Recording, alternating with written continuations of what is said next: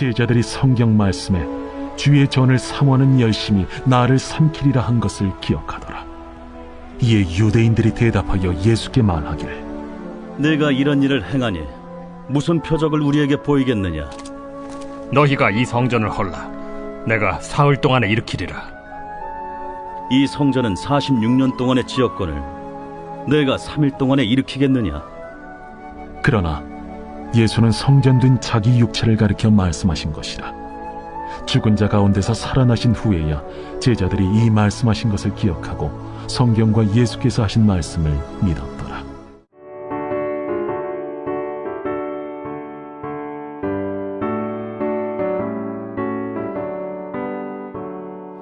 이 세상의 모든 죄를 밝히시는 주의 보혈,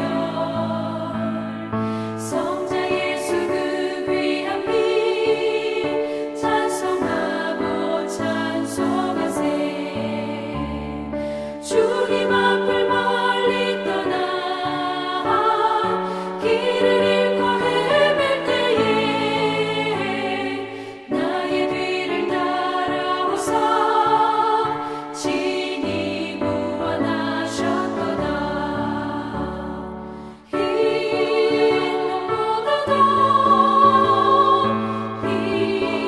눈보다 더 주의 흘리신 보혈로 이게 씻어 주옵소서.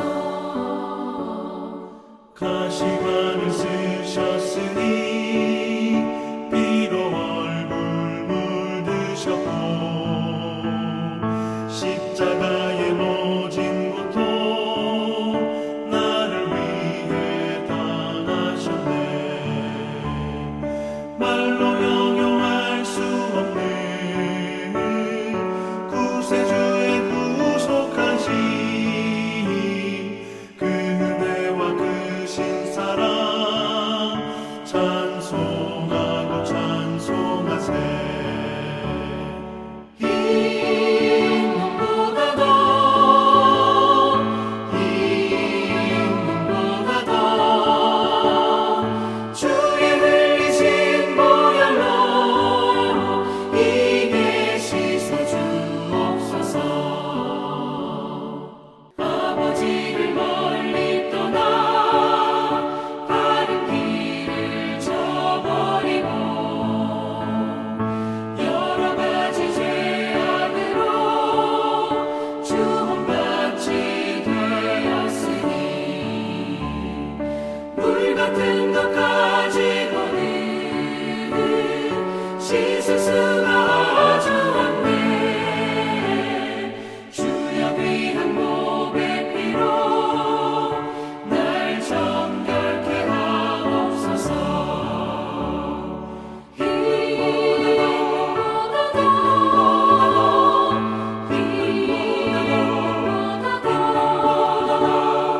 주의 흘리신 보혈로 이게 씻어 주옵소서.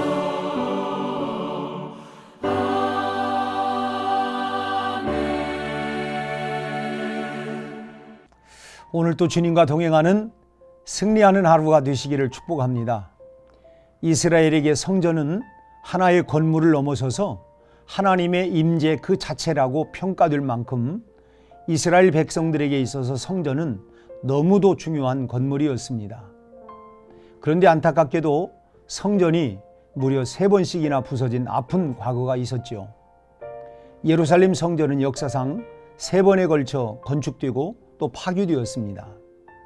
첫 번째 성전은 주전 959년 솔로몬에 의해 지어졌다가 주전 586년 바벨론의 느부갓네살에 의해서 파괴되었죠. 두 번째 성전은 포로 귀환 후 스룹바벨이 주전 516년에 완성했는데 이 건물은 세 번째 성전이 지어질 때까지 크고 작게 훼손과 복원을 거듭하면서 유지되고 있었습니다. 그리고 세 번째 지어진 성전은 오늘 본문에 등장하는 성전으로 헤롯이 유대인들의 환심을 얻기 위해 왕위에 오른 지 18년째 되는 주전 19년에 건축을 시작해서 주 63년경 총독 알비누스 때에 완공이 되었습니다. 역사 기록에 의하면 약 18,000명의 인원이 무려 82년이나 걸려서 완성할 수 있었던 아주 굉장한 규모의 공사였습니다. 오늘 본문은 이런 엄청난 규모로 공사를 진행한 지 46년이 되었을 때 예수님께서 이 성전을 헐라 내가 사흘 동안에 일으키리라고 말씀을 하신 것입니다. 이 말은 성전 재건을 큰 의미로 생각하고 있었던 유대인들에게 있어서는 아주 충격적인 말이 아닐 수가 없었습니다. 이렇게 굉장한 사역을 헐어내라니, 그리고 3일 만에 혼자 힘으로 다시 일으키겠다니 유대인들로서는 도저히 이해될 수 없는, 되지도 않는 말씀을 하고 계신 것으로 들렸던 것입니다. 그러나 주님의 이 말씀 속에는 중요한 의미가 담겨 있었습니다. 첫째는 우리 안에 헐려져야 할 것이 헐려야 진정한 의미의 세워짐이 시작된다고 하는 말씀입니다. 성전을 제 아무리 화려하고 웅장하게 하나님의 음성이 들릴 것처럼 아주 멋지게 지었다 할지라도 우리 안에 허물어져야 할 자아와 죄악된 옛사람이 헐리지 아니한다면 하나님의 역사는 시작될 수가 없다는 것입니다. 화려한 성전은 단지 건물에 불과할 뿐이고 아무런 의미가 없다는 것입니다.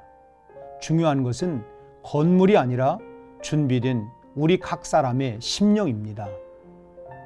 광야에서 이스라엘 백성들이 천막 성전을 모시고 다녔을지라도 백성들이 겸손한 마음으로 하나님을 사랑했을 때에는 끝없는 하나님의 음성과 역사가 성전을 중심으로 이루어졌습니다.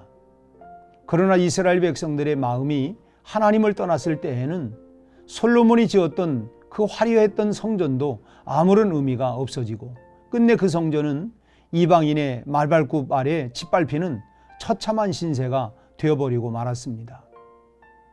성전은 중요합니다. 그리고 우리의 신앙은 성전 중심의 신앙이 되어야만 합니다. 그러나 깨어진 심령이 준비되지 않는다면 그런 사람에게 성전은 더 이상 성전으로서의 의미가 없는 것입니다. 성전은 곧 그리스도입니다. 그리스도는 무디고 강팍한 자도 부르시지만은 주님께 나와서 깨지지 않으면 아무런 의미가 없는 것입니다. 상한 심령으로 주님 앞에 나와서 주님의 위로를 받는 성도들이 될 수 있기를 축복합니다. 둘째는 허는 역사 뒤에는 일으키는 주님의 역사가 이어진다고 하는 말씀입니다.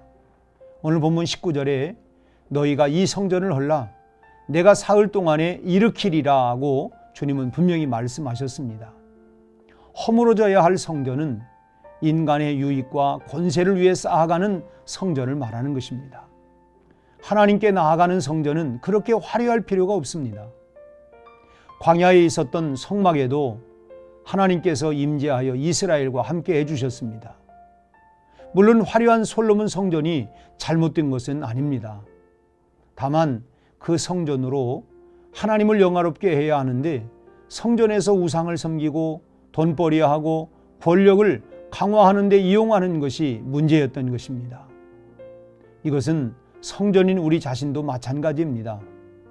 우리가 하나님의 영광을 위해서 살아야 될 텐데 나 자신만을 위해서 산다든지 심지어는 성전을 자신의 유익을 위하여 이용한다든지 또는 하나님까지도 끌어들여서 자기 입장을 합리화시키려고 하는 우리 안에 있는 이런 악한 모습들이 있다고 하면 이런 것은 다 허물어져야만 합니다.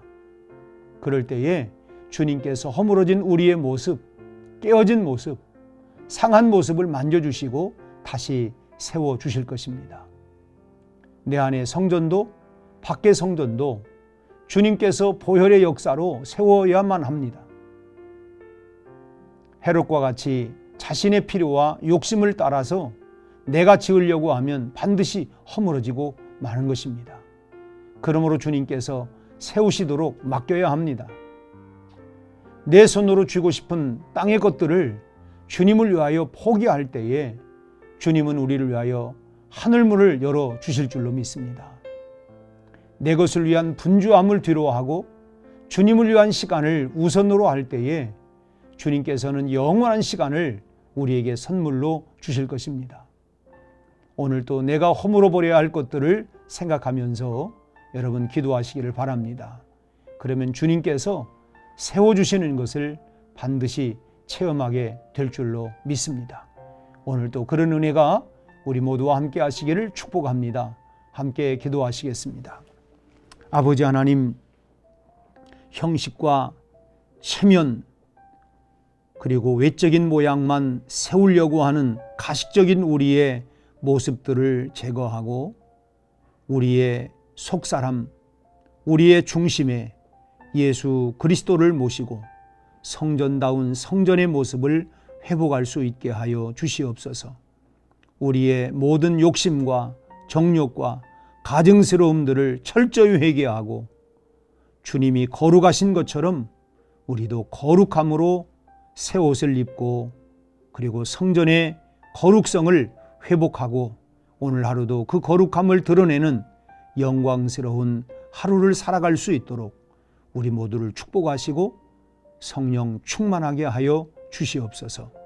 예수님 이름으로 기도하옵나이다. 아멘.